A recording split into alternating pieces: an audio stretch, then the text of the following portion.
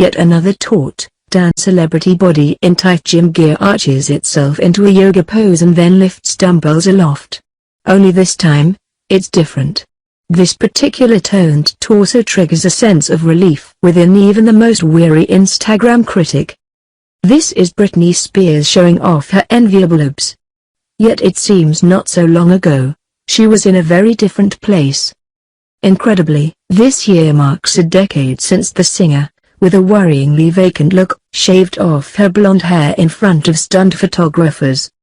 That moment of meltdown in 2007, as she stormed a LA salon, demanded a razor and held it to her head, is painfully ingrained in our minds. Later, in a wild-eyed frenzy, she attacked a photographer's car with an umbrella.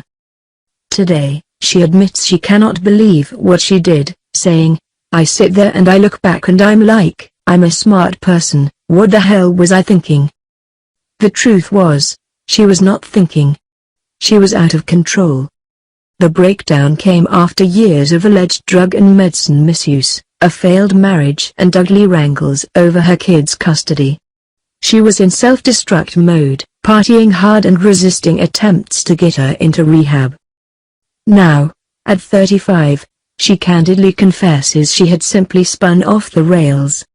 "I truly hit rock's bottom," she says. "I don't think that it was alcohol or depression. I was like a bad kid running around." But a new Instagram fitness video, with a successful Las Vegas show under her slim belt and an estimated £26 million in the bank, provides the evidence of how she has recovered. She says, "I think my life has done a complete 360. Things are just different now. It's a different time. It's a different era. Things are really good now. I try to stay away from places where I get nervous, parties, clubs. When there are a lot of people around, I get anxiety." But Britney's recovery has not happened overnight. In the past few years, she has been stoically rebuilding. And her latest pictures reveal a more content person. A dancer friend has said, "The happy, smiley, fun-loving Britney of yesteryear is back. It has been a long time coming, but it's like a weight has been lifted off her shoulders."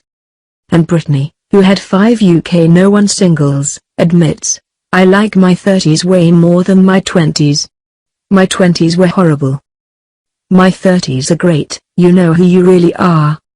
From such an early age, she was the performing scene others wanted her to be, first as a cutesy child Disney star, then as a seductive schoolgirl brand in pigtails and finally as an all-out bad girl sex symbol with a python around her neck. Her parents, managers, the men she dated, all had their say. In that moment she shaved her head. It was almost like the toxic hitmaker was trying to obliterate all of it in a desperate attempt to find herself. Growing up in the small town of Kentwood in Louisiana, teacher Mum Lynn had her entering the pageant circuit. By age 3, Britney was enrolled in choir, dance and gymnastic lessons. The next few years saw her do adverts plus play a Broadway lead. When the family went bankrupt, Britney, aged just 12, was the savior by landing that role in Mickey Mouse. But her fame spiraled to a different plane when lawyer Larry Rudolph launched her pop career. And in 1999, she appeared in the iconic video Baby One More Time. Her first 2 albums sold more than 39 million copies and she was dating singer Justin Timberlake. Yet by 2001, Britney's good girl image was changing. And in 2004, she married school pal Jason Alexander in a crazy Las Vegas wedding. 11 hours later, lawyers were annulling the nuptials. That same year came another speedy marriage, to dancer Kevin Federline. Britney ditched her manager and manically recorded her life with Kevin in a reality show aptly titled Chaotic. But that chaos was beginning to eat at her. She had 2 sons quickly, Sean Preston, a year after she and Kevin were married, and Jaden, 1 year further on. Her mum believes that Britney had postnatal depression. By 2006, she was asking Kevin for a divorce and partying hard in LA with Paris Hilton and Lindsay Lohan. Worse was to come. In 2008, She was forcibly hospitalized and evaluated for 72 hours under California's psychiatric hold code.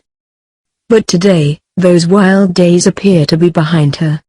Now she is happy to reveal, "I'm actually a very boring person away from work. I do not really go out. I'm a homebody and I love spending time with my boys. That makes me happy. I love going to the grocery store. I am just a normal girl. I love doing yoga, reading. I love being bored and I love breakfast in bed." Recovering her enviable figure, through a fitness and yoga routine plus a healthy diet, has been key in her amazing revival. She says, "Consistency helps, so I eat a lot of salads with chicken. I try to stay away from fatty foods like hamburgers, which are my favorite." You do get a sense that Britney, one more time, has really found who she is.